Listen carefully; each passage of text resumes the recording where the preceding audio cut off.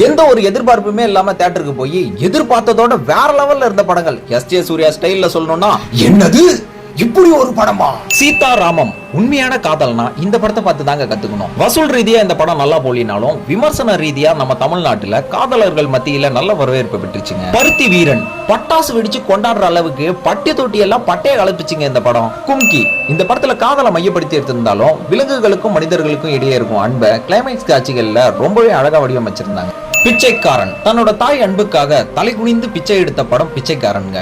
Kantara கலையாட்டம் ஆடுபவர்களின் ஆறாவாரம் Kantara. Love today யோகி பாபோட phone concept செடி வளர்தா வளரலையான அதை நம்பகத்தன்மையா தோண்டி பாக்குறது.